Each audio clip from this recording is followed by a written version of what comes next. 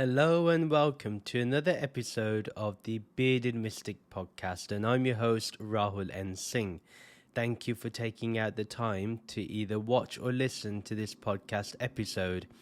If you're really interested in supporting the Bearded Mystic podcast and you've found great benefit in listening or watching these episodes, then please do support this podcast on Patreon, where you can get ad-free and bonus episodes along with other benefits depending on the tier that you select. Your support means everything, and it really does help the podcast keep running efficiently and smoothly, and also widens the audience that this message can reach to. If you would like to know more about it, the details are in the show notes and video description below. On Saturdays at 11 a.m. Eastern Standard Time, there is a free virtual meditation session along with discussion and Q&A. If you're interested in meditating with us as a community, then you can find out the details in the show notes and video description below. Please do like, comment, and subscribe if you're watching this on YouTube. And if you're listening to this on your favorite podcast streaming app, then please do give this podcast a 5-star rating. It helps the podcast get up in the charts and allows the algorithm to bring this podcast to new listeners. And also do review the podcast if you can, and make sure you do follow or subscribe to keep getting future episodes. Today we will be continuing on with my thoughts on the Bhagavad Gita, and we will be looking at specifically chapter 11 verse 28 to verse 36. So far, we've gone through what the Virat Roop is, and we know that in the last episode we discussed how Arjun now feels scared, terrified at what he has seen. Even though he asked for this vision, he's not totally comfortable with what he's discovered. Now, that's what happens when we ask for something prematurely in spirituality.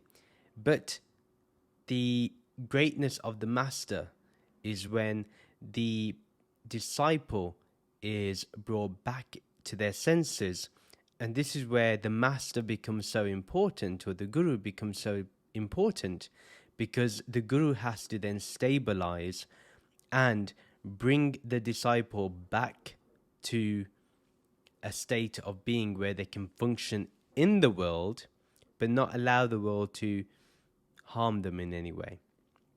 The one thing we've learned from the Bhagavad Gita so far is, and this message keeps getting re-emphasized and re-emphasized, there is only Nirgun Brahman. The Virat Roop that we see is basically this whole universe and possibly many universes. It has many attributes, yet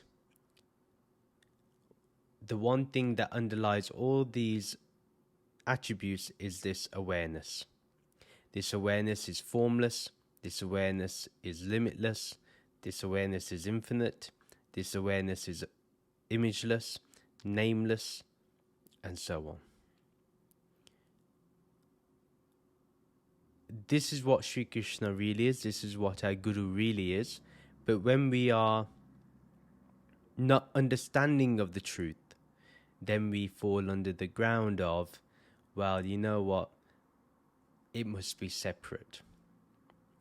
Many people, due to this chapter 11, they tend to say Krishna is different to Nirgun Brahman. And this is because they are already dualistic thinking, and where Sri Krishna establishes non-duality in the second chapter, it seems that people forget that important lesson. So my word of warning when it comes to this specific chapter and the episodes, that ultimately when we say Sagun Brahman, when we say Ishvara, when we say Sri Krishna, when we say Vishnu, when we say the shared being, we are truly meaning in the end Nirgun Brahman. So I want to make that clear. It's important we make that clear, because without the right knowledge we will not progress. The other aspect is a lot of people go back to dualistic thinking because it's more comfortable. For example, in the last chapter, Arjun then says, have mercy upon me. We shouldn't have to get to that point. And although that implies dualistic thinking, remember, Arjun is still going through the process. And if you fully embrace that you are Arjun, then you should also go through the process as he does. But let me make one thing clear. At the end of chapter 18, when we've concluded, one should be established in non-duality. If not, then go right to the beginning and to the end. It's important that we do this. Now, let's start with verse 28. Just as the many streams of a flooding river rush and swell with turbulence into the ocean, so those many warriors, those heroes among men, race to their destruction and enter your flaming mouths. One thing we can establish here is that Arjun is continuing on describing what he is seeing, and we know that in the last episode we know that all these people are racing towards that gaping mouth which will destroy them with its razor sharp teeth. So we know here what Arjun is trying to say, and we're looking at the whole verse together. But it's a great way for Arjun to describe the Virat Rup, so we can imagine it somewhat. And he says, just as the many streams of a flooding river rush and swell with turbulence into the ocean. So you can just imagine, so many rivers, so many streams entering, and it's all very turbulent, and they're crashing into each other. We can imagine that, and you can imagine that now being all the people in the war, all of humanity, all the living beings, all the planets, everything is racing towards destruction. So the river symbolizes the many warriors or human beings, the heroes among humans, and they all face their destruction in the ocean. Once the river enters the ocean, the river doesn't exist. It's only the ocean. Likewise, once we enter into the flaming mouth of this Virat Rup, the shared being, we face our destruction. Therefore, there is no such thing as Nama Rup once we enter that being.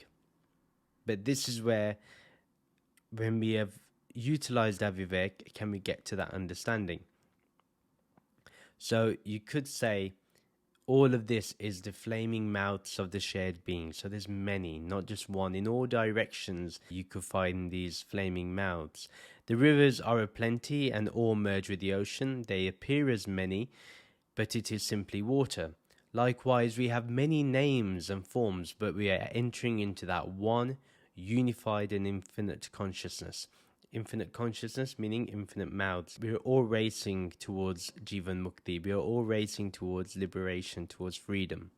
So it doesn't matter who you are, whether you're a saint or a sinner, all must travel this path with the body and mind. Whoever has a body and mind, whoever has some name and form, we are all traveling on this path towards destruction or transcendence.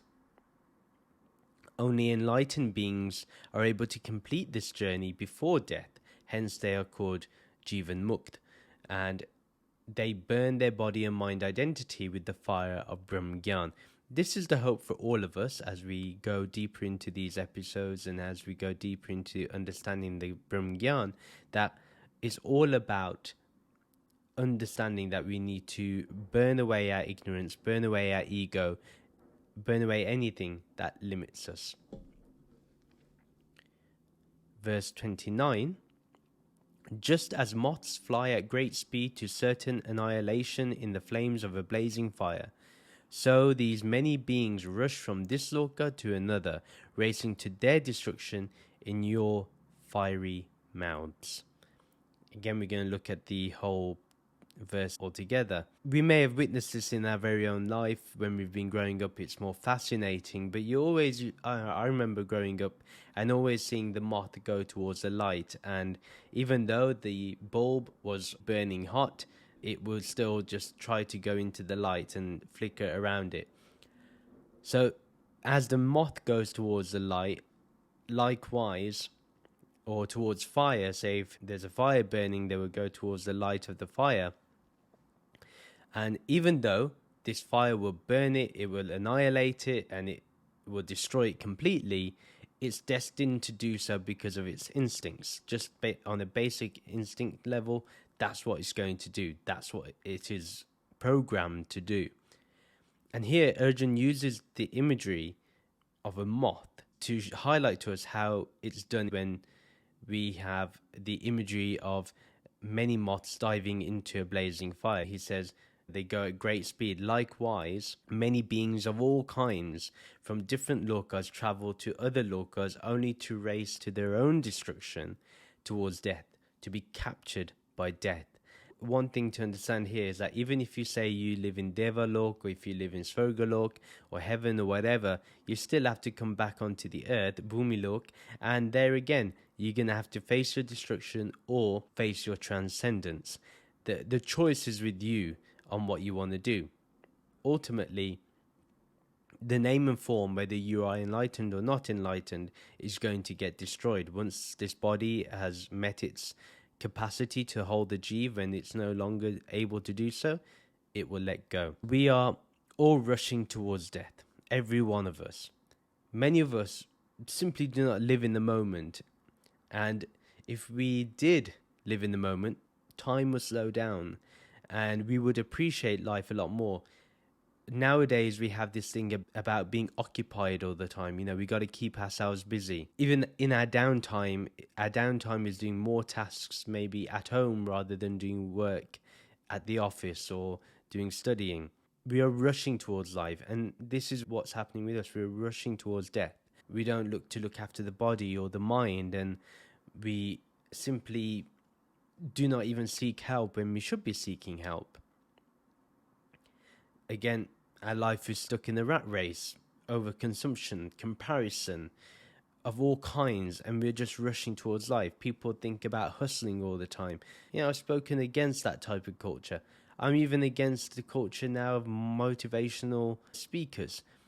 They all motivate you and make you feel good, but it's like a dog that is tasting a bone. He thinks the bone is tasty, but he's tasting his own blood. And likewise, we get motivated just by sitting down and watching a video, but actually we're doing nothing. Nothing that will really provide meaning to our life. And we're never stable. That's the one thing I love about podcasting. It's long form. I have to be consistent and I have to love it. If I don't love it, I won't be able to do it. And it's true, you find ways on how to really make your passion work. But that doesn't mean that you do it to a point where you rush it or you cause harm for yourself. No, that's not the way. One does things with great ease. And then the other aspect is overconsumption of information, overconsumption of buying products. Nowadays, there's this thing about not weighing the same thing twice. I think that's crazy. People who say that they've worn something once and change are the most obnoxious people you can come across, because there's nothing wrong with you wearing the same thing again. Nobody cares. And what's funny is that people say, well, they don't care what people think. Well, you do, because that's why you can't wear the same thing again. Because you're worried that other people will say you have no clothes. Well, obviously you have clothes, but you're not comfortable in your own skin to say so. So it's interesting. When we are over-consuming, it means our mind isn't stable. Hence we're rushing through life. Hence you find that our destiny is that we're all to be destroyed one day. So even the clothes you wear, they're not going to matter. In this life that we have of, say we all live to 80 to 100 years, it's nothing in the scale of the universe.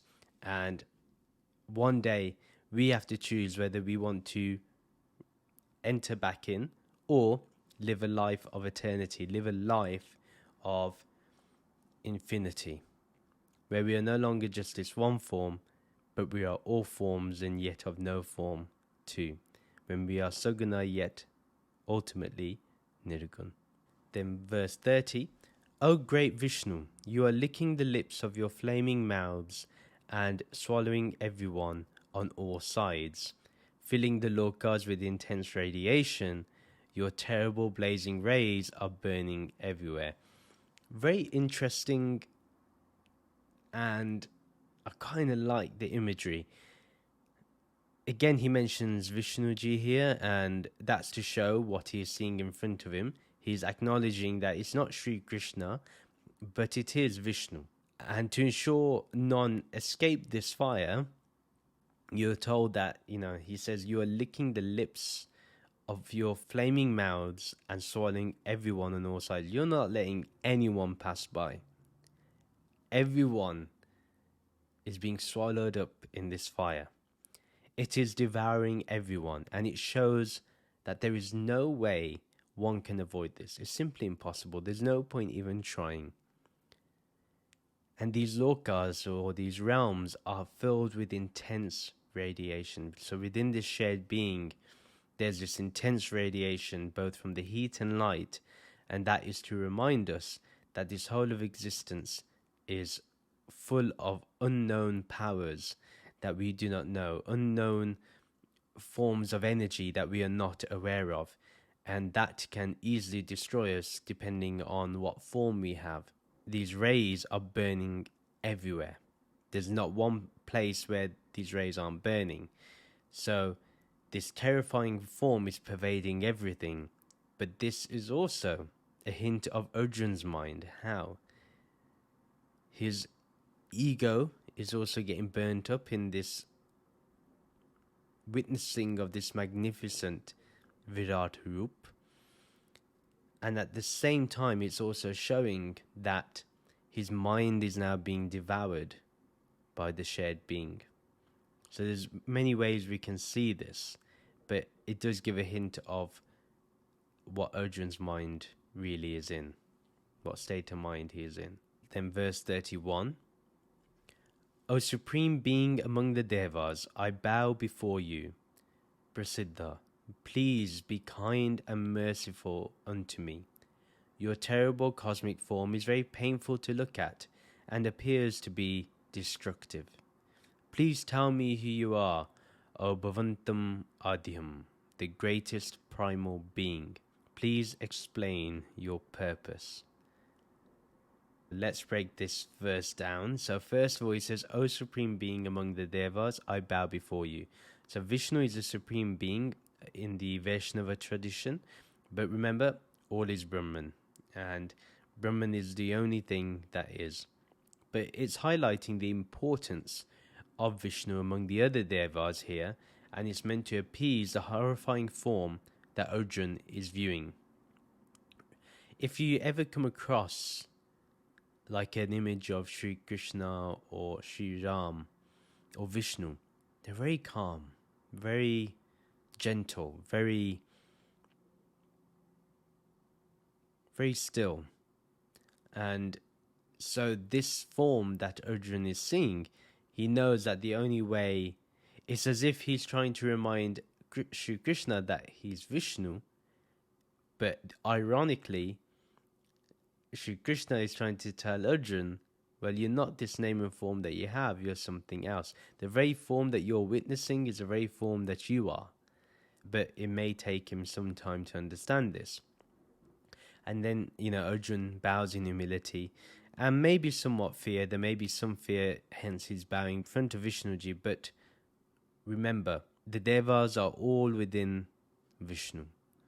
And remember, this is just for the sake of the Bhagavad Gita. If you read anything related to Shakti, then all the Devas are within Shakti, and Shakti is the supreme. Same thing with Shivji. So don't take things too literally, but understand the significance according to the tradition. Then he says, Prasiddha, please be kind and merciful unto me.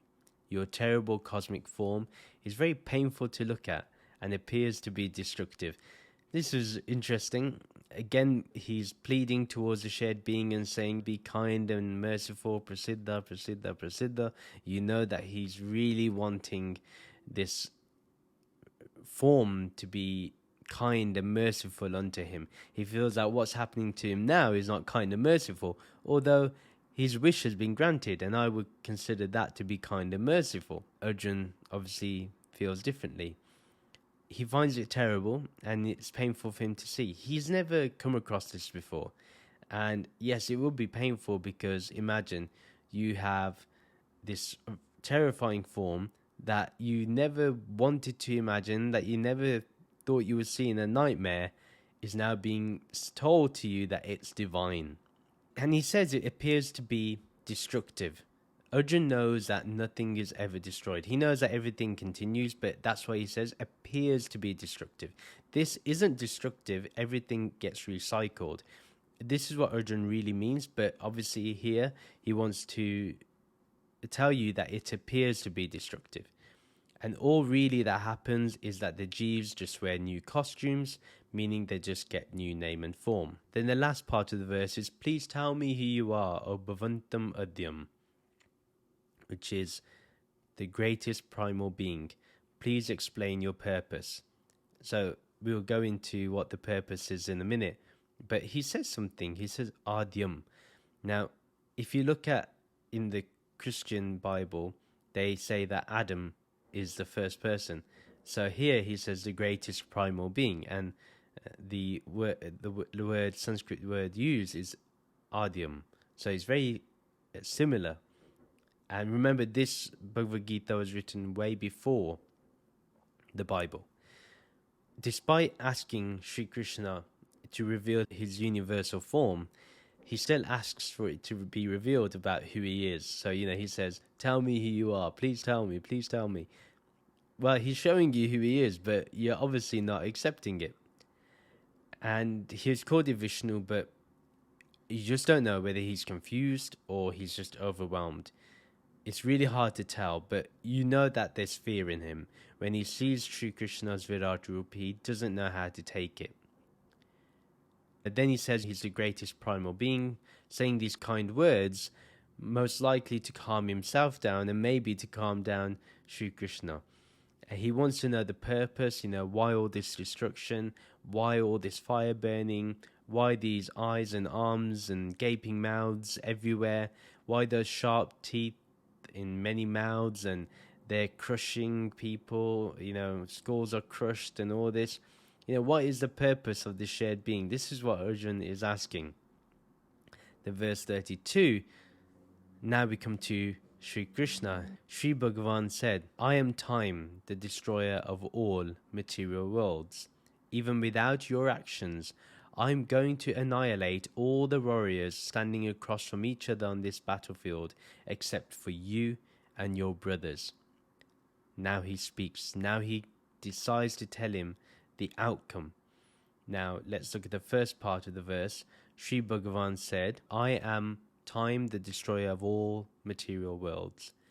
With this question, Sri Krishna stops with the appearance of his shared being, calms it down, and comes back to his self that Arjun recognizes.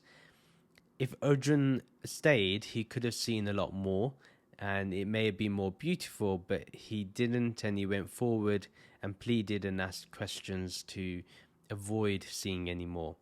Sri Krishna refers to himself as Kal, or what we may know as Mahakal, and that is the destroyer of all the material worlds. Time destroys everything, we know this. Time is the ultimate thing that we do not have any control over.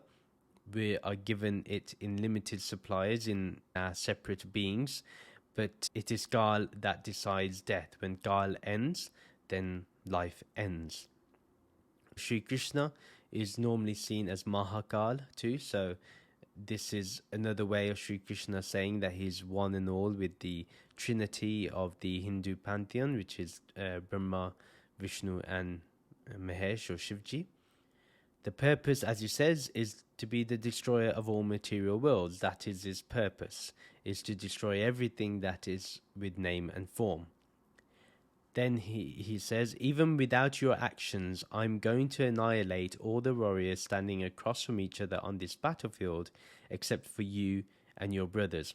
Very, very important statement, because Sri Krishna makes it clear that Arjun can actually decide to do nothing. He can take a backseat and not do anything.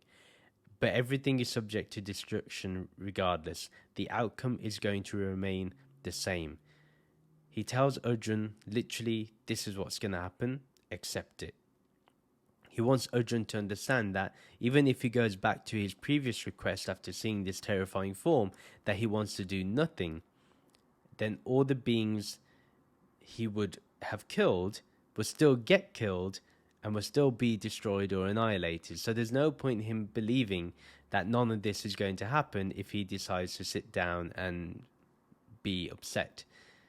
That's why in the next verse he says, in verse 33, therefore Arjun Uttishta, stand up and achieve fame and honor for performing your dharma as a warrior. After defeating your opponents, you will rule over a noble and prosperous realm. As the Supreme Being, I have already decided the outcome of this conflict, and you are merely my instrument. He couldn't get more clear, but let's break this verse down. Therefore, Arjun Uttishta, stand up and achieve fame and honor for performing your dharma as a warrior.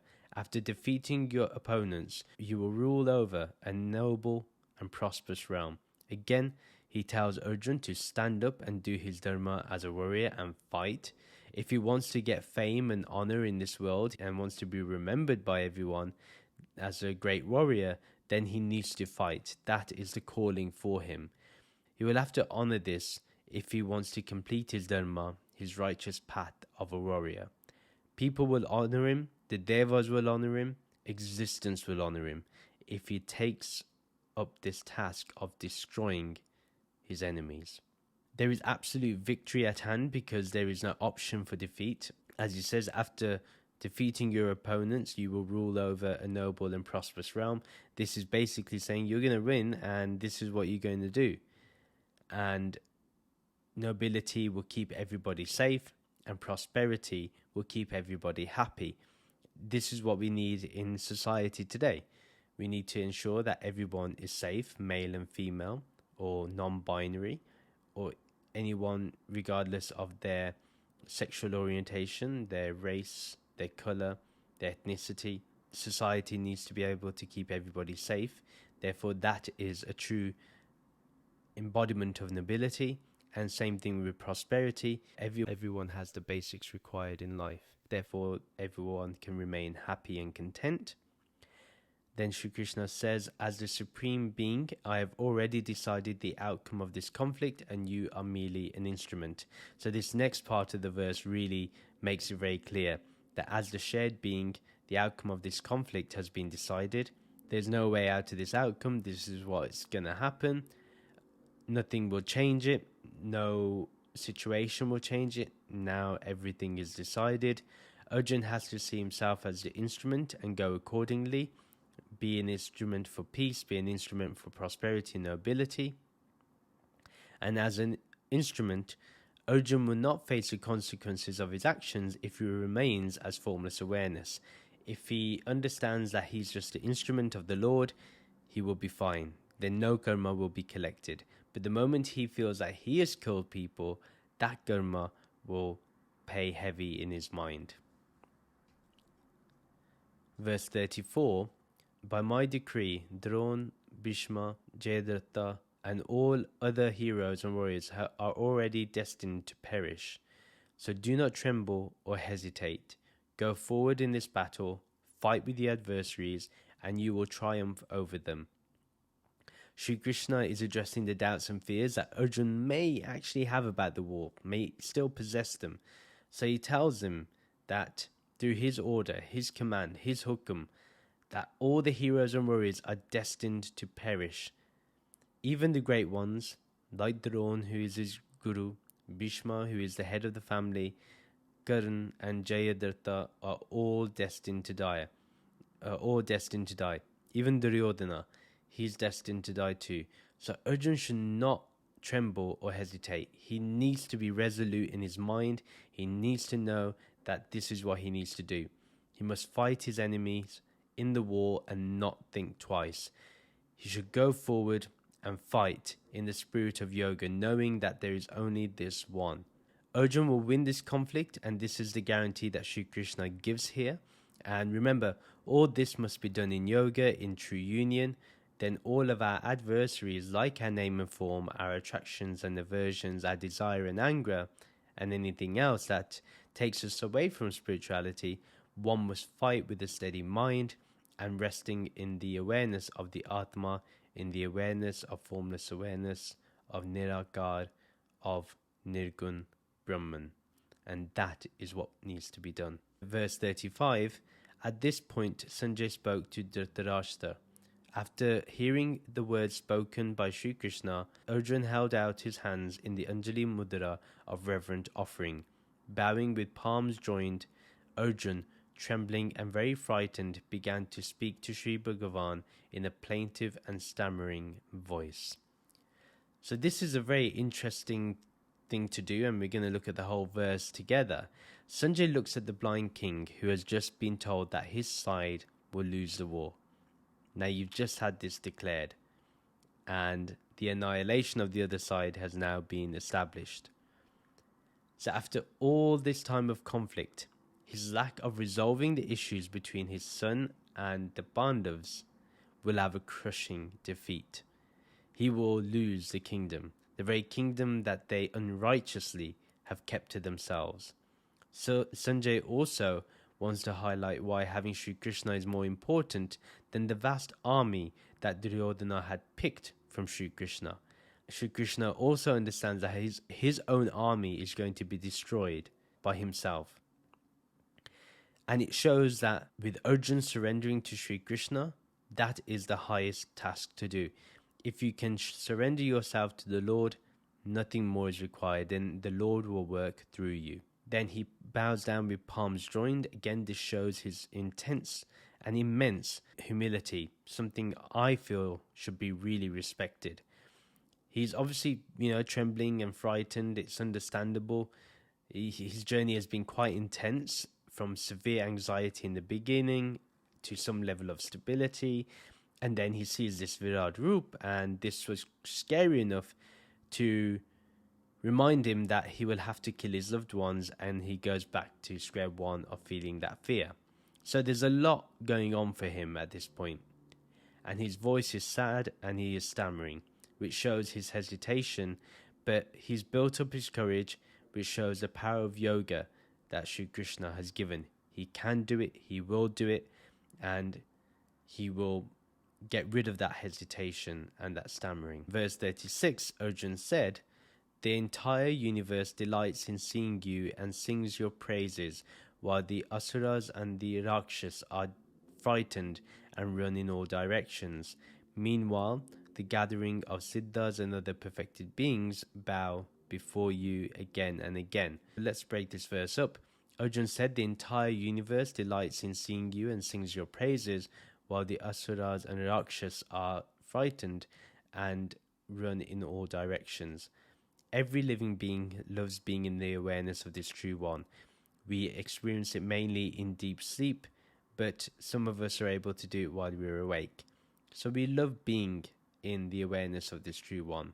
The world sings its praises and chants his names through various mediums, various religions, various spiritual institutions. At the end of the day, for some it's Sri Krishna, for someone else it's another name. It's the Tao, whatever one wants to call it. Eventually all praise and chant that one name.